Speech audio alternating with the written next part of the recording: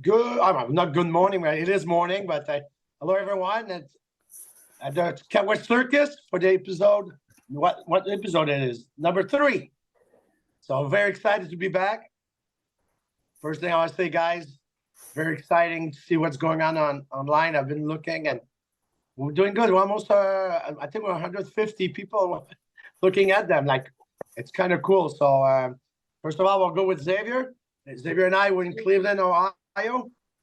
For what? What we're doing here?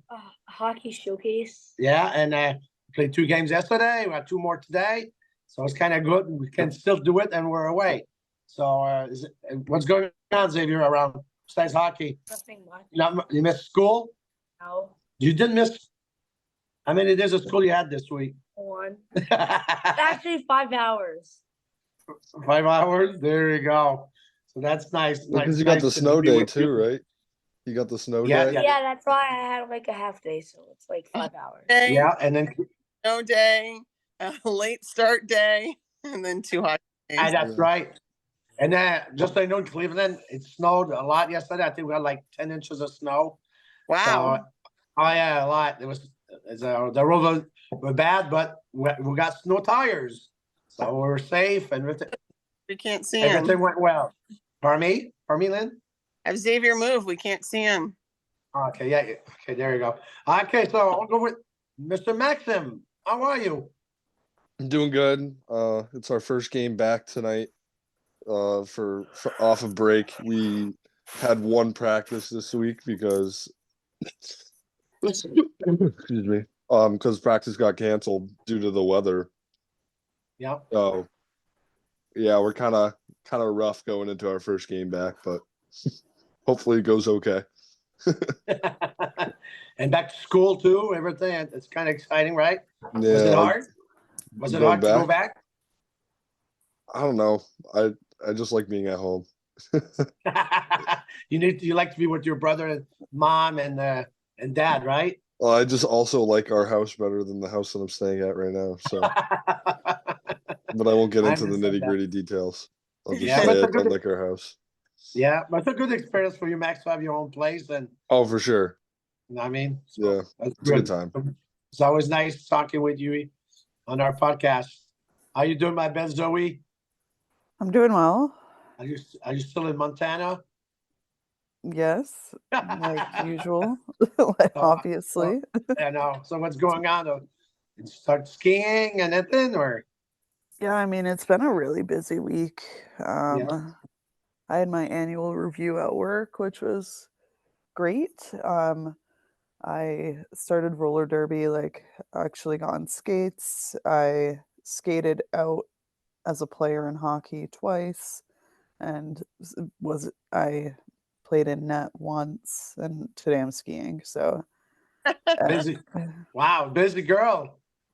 Well, yeah, after New Zealand, I was in the best shape of my life. So yeah, I'm kind of looking to carry that into the winter and then the summer again. Good. Nice. It's always nice to see you. How you doing, Lynn, in South Windsor?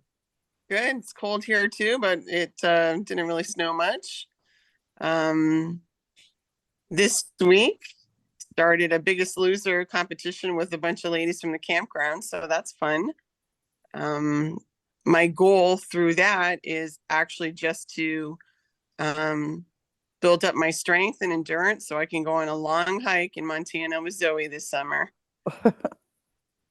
We might have to leave. Your knee is not up to the challenge. Well, actually, my knee's not bad this week, so I don't know, but I'm doing okay. And I mean, I'm not saying 100%, but I could say I'm doing a lot better. So that's positive. So that's good. So, let's go with where we're gonna our topic today. And Max, do you want to say what we're going to talk about?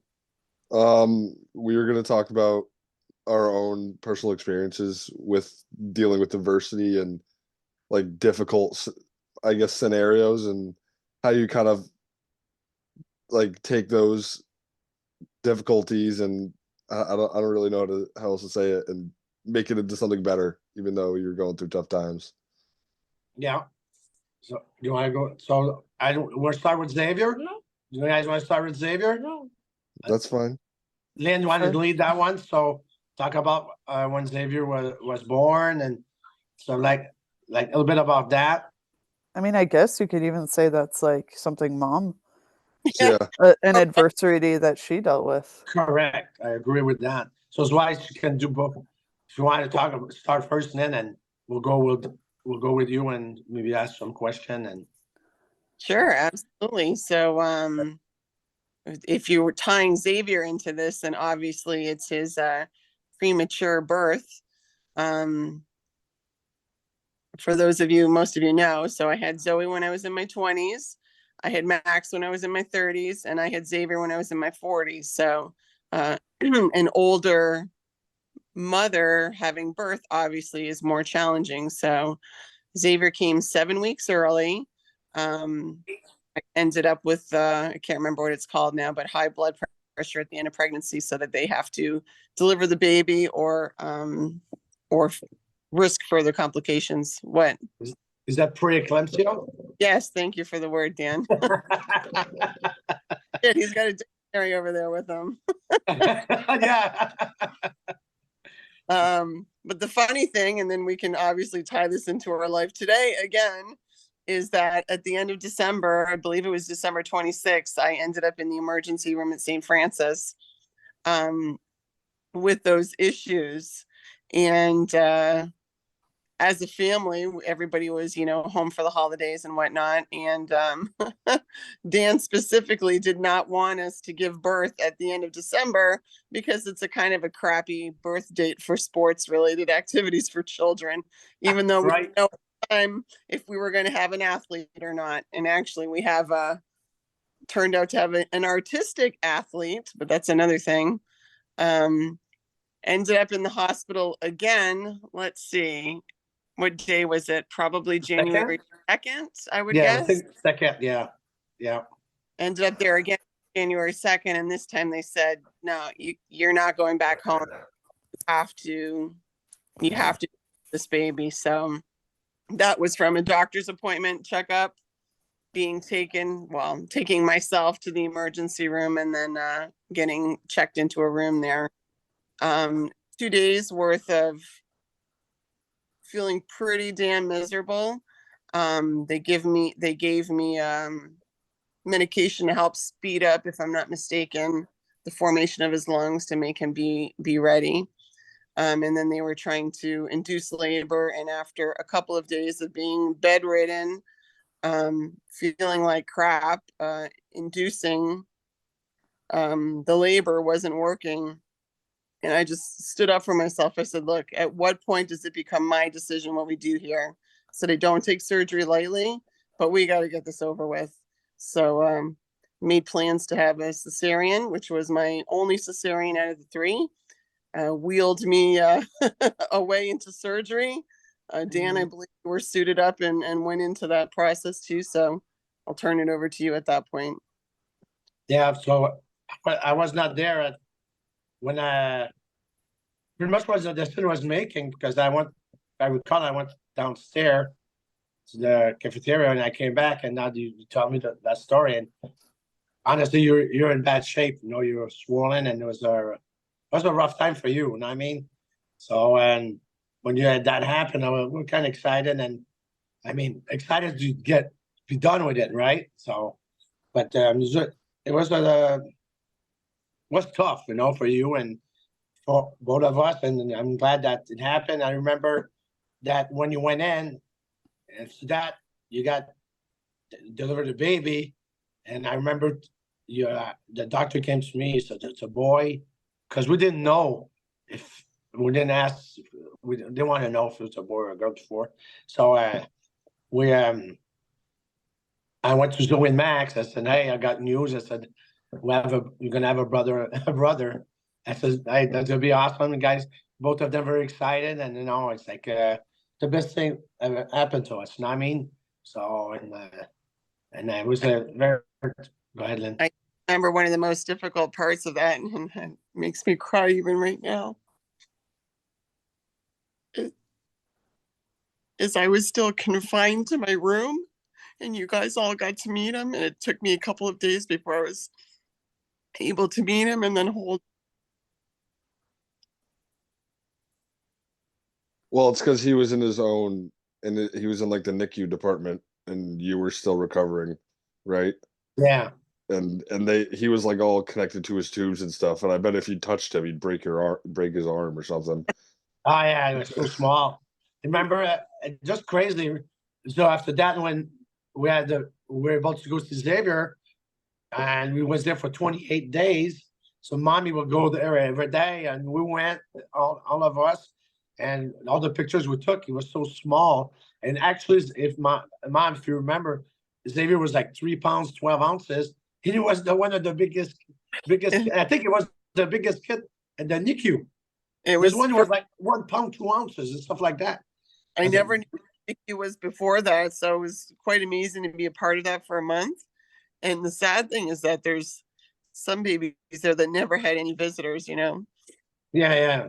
And that's really lucky you were able to go and spend time with him, and it was cool. It was interesting. That NICU place did an amazing job with Xavier, so we feel lucky. Took a while to bring out of there, when I remember we left the first time, and I put the car seat. There's a tabarnak.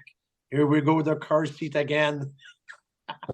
Oh, I hated it. Remember that? That was like so bad. We're happy to have the kid home, but oh my God. But it was a good experience. I mean, it's a tough experience, but we went through it as a family. And now we got this 11-year-old boy right here. Anything you want to add on, guys? I was at the hospital the night before. The night before? Yeah. I don't know if Max was, but I know I was. I think I was there when you told us you had a boy. It was the day of.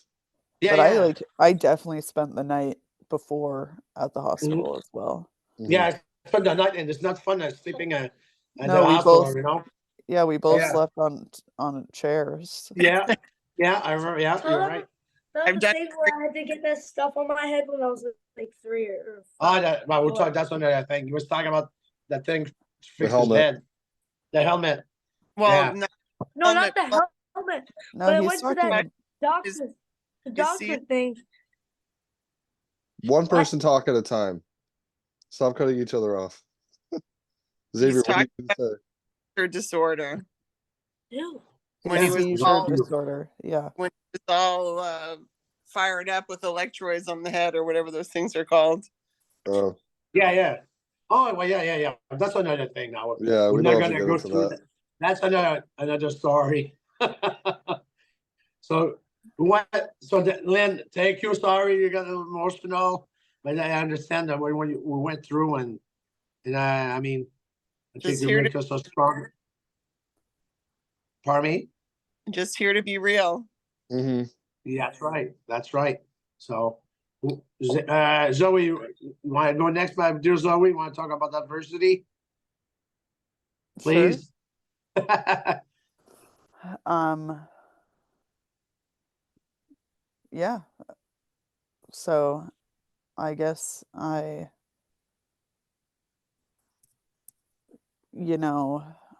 don't even remember when, but a few years ago, I made the decision to move across the country and kind of start a life completely separate from my family and anything I've ever known, really.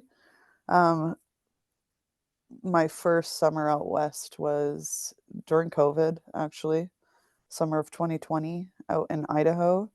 I worked at a pretty remote, backcountry station along a wild and scenic river, and I had to hike in to get to work. It was 26 miles one way to get to where I lived. Through that experience, I learned a lot about independence and about what I was looking for in terms of a career and where I want to live and such. And I really learned that without an audience of people to teach about the natural world, I can't really do that work.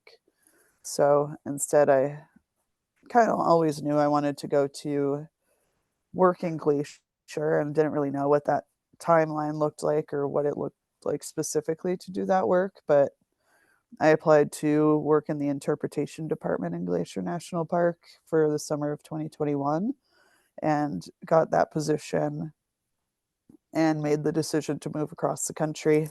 At that point, like, um, leaving New England, I kind of I kind of knew that I wasn't gonna make my way back very soon. um, and we're going on 3 years total since then. And it was a difficult transition at first to like go from,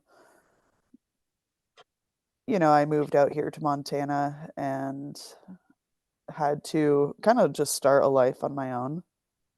It looks different for everyone, but I was really fortunate to be able to. So I spent my first summer working for the Park Service. And if anyone didn't know already, those positions are seasonal roles that run from May through October. So come October, most people, not most, but some folks will stick around the area and find a winter job here. And some people will like move back to where their families are and go live with them for what's considered the off season, or maybe just like move somewhere completely new and go, work seasonally at a ski mountain or something. I was able to find a job fairly easily, nannying for a family, 5-month-old baby that I started with, named Little Bobby or LB. I'm still very close with them, which is really, I mean, once you spend every single day with somebody and the mother was working from home, yeah. And you're a very good babysitter, Zoe, right? You're an Thank you. amazing nanny, and that's why people like you because you're a great person, and you took care of those kids like almost they were like your kid, right? Oh, yeah, I mean, certainly. And they had a really nice place, and Yeah. yeah, They're like, Don't forget she had practiced with Xavier. She did babysit him one summer when he first came home that year. Oh, yeah, that's right. So that was Yeah. good. Good point. I'll point out that while I was watching Xavier, I was making 1/3 of what I made as a nanny. Called back, girl. It's called giving back. Yeah, I know. It's not a bad thing. So kind of moving forward, I was living in the middle of West Glacier at that point, that winter of 21 to 22. And I mean, not all of you know where West Glacier is, but West Glacier is the town that Glacier National Park. That's like the entrance of the park. Meaning in the summer there's a lot going on and like little shops open and stuff. And in the winter there's absolutely nothing. It's just so in order to even get to town, like to grocery store, like the grocery store I would shop at, it's like 20 minutes through what's called the canyon. And it's like a really narrow area that gets tons of snow and it's right along the river. So there were times where I would get stuck out there and not really be able to come into town. But I ended up being introduced to the hockey community through like a friend of a friend. Paid about $500 to get my hockey equipment shipped out to Montana and joined 2 different hockey leagues, meaning twice a week I was making that drive from West Glacier to Whitefish, about 45 minutes one way. Some games start at 10:45 p.m., but pretty quickly I realized like this is the community of people for me to get to know. And it went, I mean, it's so lavish and you meet so many connections that way. And just to put it in perspective, there's leagues A through F and a women's league. And for each letter league, there's 4 to 5 different teams of about 10 to 12 players. A lot of people. And That's there's a like some, yeah, I mean, that's not even everyone who plays, because on the other hand, like, you might also have people who are just doing drop-in hockey. Maybe they're like 60 and 60 plus, and they don't want to like be in the letter leagues since it's so late at night. So they just skate at like noon on Fridays. So that's like what I Yeah. also do. Um, I last winter I played goalie in B League, and that was like a perfect fit for me. This winter, taking a step back from playing goalie in league and skating out in women's because it works better with my work schedule, and doing drop-in hockey for goalie. So it's kind of a good balance for me. I'm playing maybe 4 times a week, playing hockey 4 times a week between the two, but only in league 1 night a week. So yeah, it was difficult that first winter to transition into making a life here for myself on my own. And now I'm a part of, the National Park Service community, the community with my work at the Glacier Institute, the hockey community, the roller derby community. Um, so, yeah. Good job. So we're very, very proud of you. have to Yeah. put yourself out there, right? Yeah, it was nice for, well, not all of you because Max wasn't there, but it was nice for most of you to meet some of those people this past summer when you came to visit. Yeah. And thank you so much, Zoe, for your just talking about the topic. And now we're gonna go to who? Max. You want to go to Max? Yeah. Oh, Matt, I wonder what Matt's gonna talk about. Me, Mom, and Zoe. Here you go, Max. Mom went on yours though, but Yeah, but that counts. okay. I think so. Yeah, no, that's fine. About herself too. But yeah, I was gonna talk about my experience in school, coming from going to a prep school, which is very tight knit and small, and then dealing with the adversity of COVID as a student, because obviously it a lot of people went through the same sort of experience as I did, and I feel like a lot of people struggled as well because it really set everyone back as students, because you kind of have to, after a year and a half of not doing anything or whatever, however long the time frame was, you kind of like forget like how you worked, how everything went. It's been such a long time since you did that kind of stuff. And for me as a student, everything, at least when I was younger, I feel like a lot of stuff came like naturally to me, and I didn't really have to put in like 110% effort to get the good grade or to understand what I had to do. I kind of just like happened.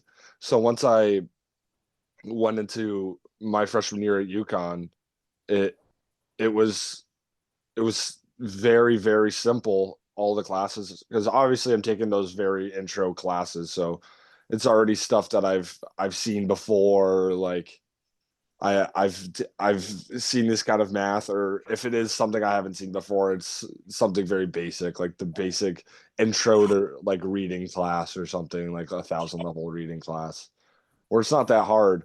So, and it was all online. Everything was online that first year. I think it was what, 2020 was the first year back. Was that? Yeah, I think that was that was my first year at UConn. But then when after that first year, I did very well in school. Then we come back and you get thrown right into the deep end, and you're like, now you got to go do college like it's supposed to be done. After I'd been kind of just cruising along in online classes, it's online is completely different animal compared to being physically in the classroom and having to learn from the teachers in that fashion and stuff like that. Whereas I never really had the study skills really to have to push my own self to do like the work for courses and stuff like that. And at prep school, you were very coddled. You lived with your teachers. Your teachers were your dorm parents. Like they were in the building with you. If you wanted to see them, if you wanted to talk to your teacher about something in class, you'd go see them at dinner and be like, "Hey, what's going on here?" Or you know what I mean? Like the teachers were everywhere. If there was events, there was going to be teachers there monitoring the events. Like they were everywhere. They were always reminding you. They were on top of everything with you. They didn't want you to fail. And I'm not saying that college teachers want you to fail, but it's a much bigger scale. There's not, I don't know, maybe 80 kids graduating senior class in my high school, something like that, versus now I'm at a school of 20 plus thousand undergraduate students. Like there's like not that the classes are massive, but like if you have a class with like 30 people versus a class of like 10 or 8, you know what I mean? There's 8 people you're gonna really know your teachers very well. But yeah, I had a very difficult time adjusting to that, getting into the college like mindset of things and how to really progress with that. And I got really behind on work, and hockey was very difficult for me at that time. We weren't having that much success. And I know that it like I'm very competitive when it comes to sports, and I don't care if we lose, but I want us to have played well. And it didn't feel like we were really competing with teams. You were just kind of getting stepped over. So I felt like that trickled into my actual life as well. So I ended up taking a couple classes incomplete, which means I kind of deferred when I have to finish all of the assignments because I was behind. So over like, go ahead. If I can jump in too, like as a parent, we didn't know this was going on. Like we check in very regularly with all of you. And I remember, I think I sent you a message that Monday morning to say, "Hey, I know finals are this week. Good luck." And that's like when you dropped the bomb on me. And I'll turn Yeah. it. Oh yeah, because it was finals week when everything was coming down. And I think it was like one of my classes that I wasn't very well prepared in. And I was like, yeah, like I take this exam, I'm gonna get like a very poor grade. And I didn't want to put myself in that situation, even though I many little decisions got me into that scenario I was in. However, so yeah, we went and spoke to the dean and got all that stuff sorted out. Yeah, me and my dad, we went to the dean, and It's very nice. it was an emotional day, but it Yeah, you guys feel free to jump in when you please. I don't yeah, want yeah. to cut off. Yeah, And but that, over each other. go ahead. And navigating that with a large university is not an easy thing. Mm-mm. Literally kind of at the time almost made it be a professor decision, professor by professor, and how we were going to move forward with helping you succeed in turning that situation around.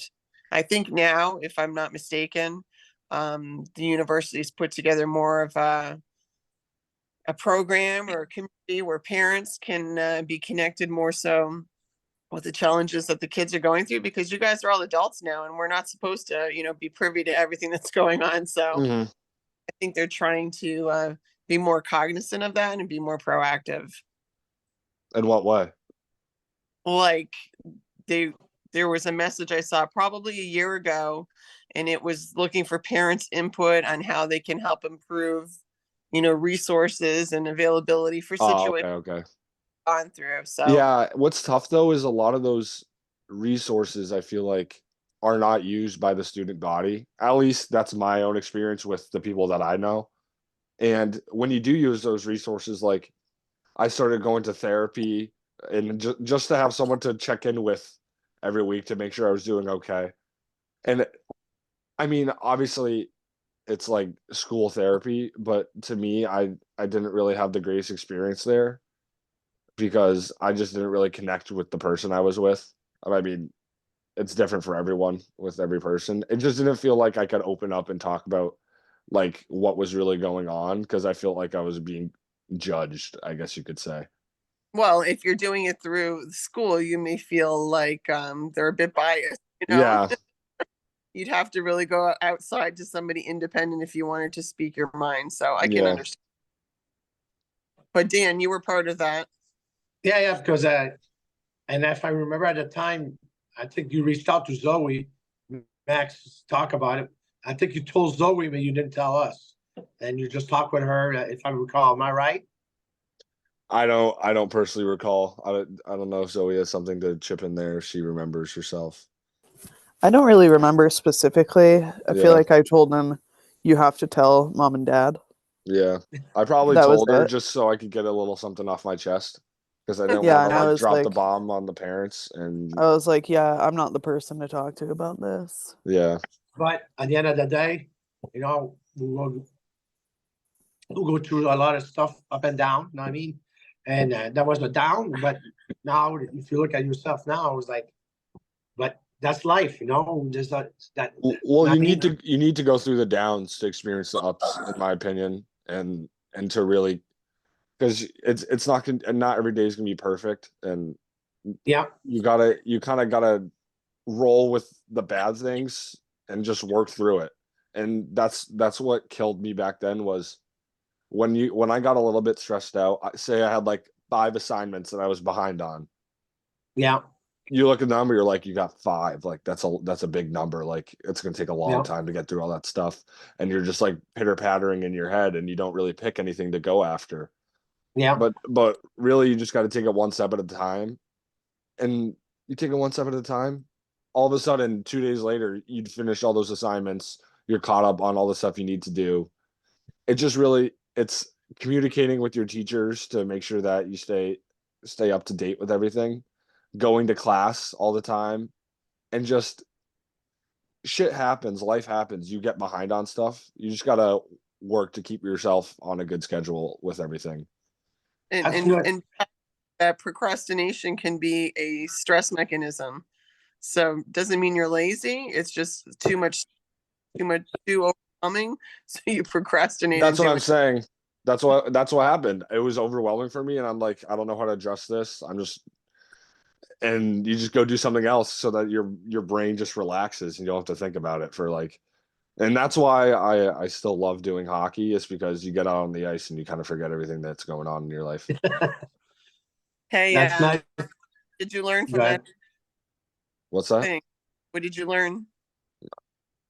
I I kind of went over that. I think he already went over it, and I'll Yeah. just point out that we should probably move on to dad now, Mhm. because we're nearing the end But with yeah, 4 minutes, just over 4 minutes left. Yeah. Well, we can just keep it we'll going. just go ahead and express, no big deal. But Max, very nice, just listening to that, and we go through a tough time, but you know what? Just get stronger, and that's what it is. And it reminds me of mommy when she does for work.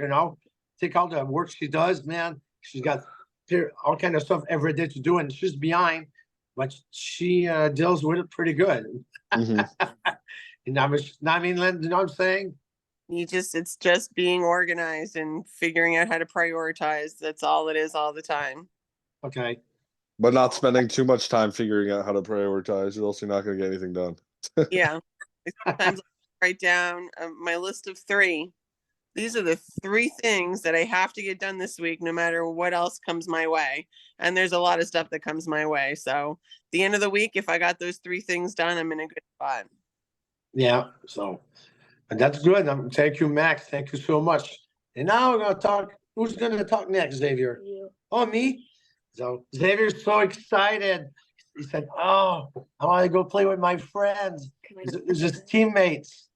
You can Now, let them go. I want to go. I say Hey, bye. Max, do you want to? Bye. Bye, Xavier. Max, do you want to pause? Yeah, we can stop it now. Zoe, I think. I started it, so we could say whatever you like. We got 40 Go ahead, minutes. Dad. It's your Okay, turn. so that's my turn, and so me, I'm gonna talk about it. When I pretty much moved here in 1992. I moved here with pretty much nothing. You say I think here, people not Huh? might that means. I moved what? I moved from Canada. To Connecticut? Yeah, to Connecticut. Yeah. Got to be a little Yeah. more specific, not just Yeah. Yeah. So I moved from You moved to Cleveland? Yeah. you I left. moved from, yeah, I know. I moved from Quebec to Hartford, and I didn't have a car. I just came out of pretty much college, but I owed money to my friends. I was like $5,000, and so now I was moving to Connecticut to be a carpenter. I never worked on construction. I didn't even know it was a 2x4. I didn't know how to hold a hammer because my father passed away. I was 12 years old, and I had uncles, but I mean, it's always nice to have a parent, a dad at your house and teach you the trade or something. You know what I mean? So I didn't have an opportunity to do that, but my mom was able to find me a job in Connecticut. So I moved here. I moved in Hartford, and I started learning how to frame houses. So I was traveling with my cousin, and I was staying with them, and making $8 an hour. Yeah, at the time I was like, how people can own a house, and I didn't understand that. I was like, I'm not gonna make it. It's impossible that I'm gonna make. I have kids and even getting married, and I was like, dude, I don't know how it's gonna work. But I remember that year I met a girl, and I didn't have a car, and she was very nice, good person. Not as nice as Lynn, obviously, but I was like, no, that doesn't work for me because she had to pick me up, and it's like I touched my ego. You know what I mean, I'm a very proud person, and I couldn't do that.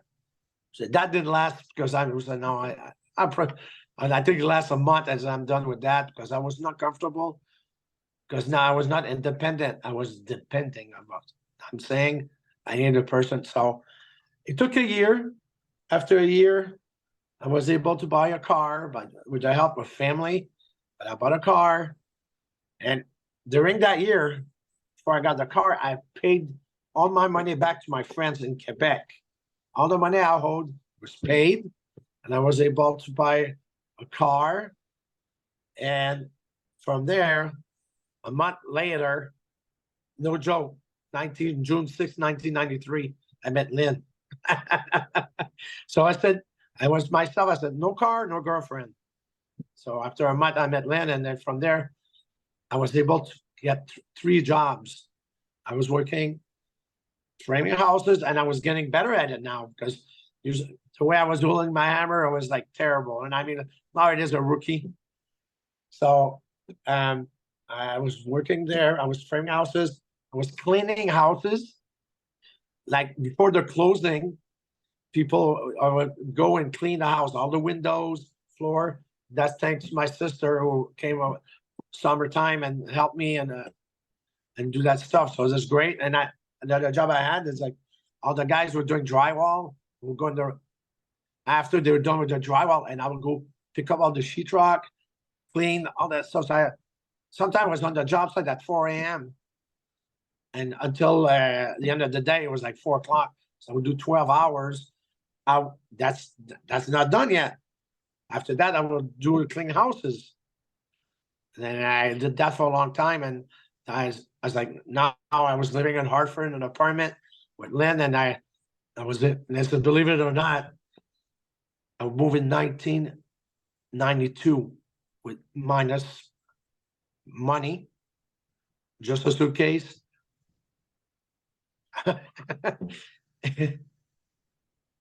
In 96, I bought a house. 4 years. Took me 4 years. It's not that easy anymore.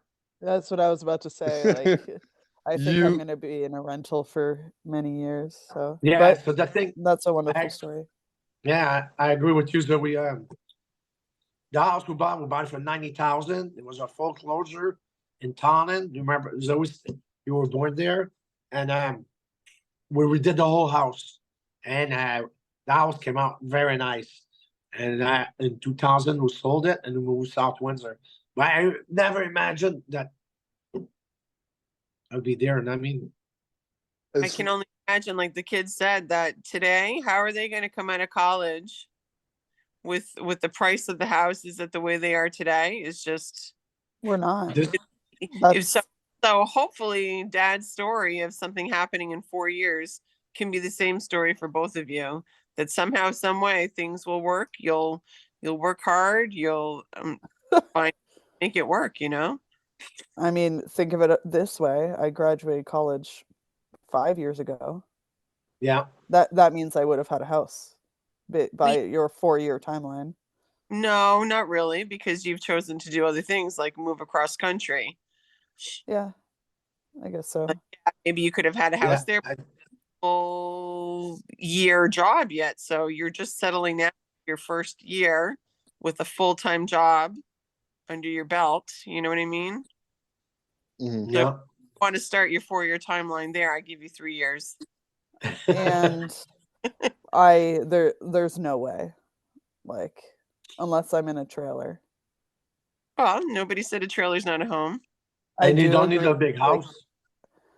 I do agree a trailer is a home, and they have HOA fees if you're staying in a Yeah. like Community. like in a community, and they end up being as much as a mortgage. So this rental that I have right now makes sense for me, and I'll put it that way. Mm-hmm. Yeah, I mean, the way that everything is, just everything's getting inflated and people's wages are not going up with, And people here are buying second homes yeah, that like maybe I could get, but not like if. they go buy it and then they go rent it to people like you. Yeah, exactly. I feel like And you get stuck in a very poor situation because now you're paying them money and they don't have to pay for their house anymore because you're paying for it. And then you have no money to go buy your own house because you're spending your money to rent this place. And it's just a cycle. I'm not saying what you're doing is wrong because you need to live somewhere. yeah, Like, that's just how the world is. But like it is just how it is for which people is very, very my sad age for sure. and your age. Like if you like at the thing for Max though, Max, the plan is he's a senior, he's gonna do his master, he's coming back home, might be home for 3 years, you know? I don't know, 3 years, but That kind just of an sounds like a example. long time to definitely me. for 2 years. a year or two and make money. Yeah. Save up. Yeah, and then you try to save buy money, you know? get a place or something.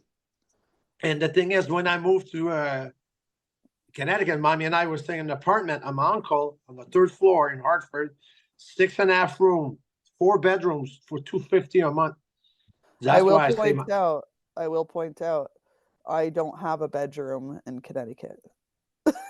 I know you would. I know you said you would make it work for me if I ever do want to come back there. And as of right now, if I were to say tomorrow, like I don't have a space there. So You can cuddle with me. yeah, You got the bunk bed with Xavier. No, if anyone was gonna go to the bunk bed, I'd have to go to the bunk bed and Zoe Yeah. would go back in her old room. exactly. But you did stay for what, a month, Zoe, at home and with in the Yeah, bar and it didn't area? work. It did not work. That's what I'm getting back to. But does Yeah. anyone have any final points that they'd like to make before we wrap it up? Well, we kind of were talking about adversity and we kind of got derailed a bit, started talking about inflation and the housing market. Well, this is adversity we're facing today. I know. Yeah, And that's the it is adversity real. that's always on your mind is dealing with how expensive everything is becoming and if you're gonna have enough money to buy everything that you need.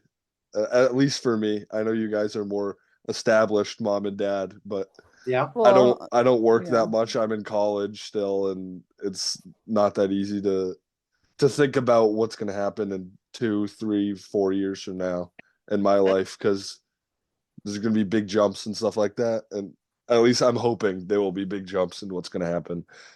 Yeah. But yeah, adversity sucks, but you got to work through it to become a stronger person. Well, I think that with that, that was a great closing point. Thanks everyone for tuning in for our 3rd podcast, and we'll chat next week. Love you guys. Love you too. Thank you. Bye, Zoe. The balloon again. She's got the balloon going. All right. Bye. Bye-bye.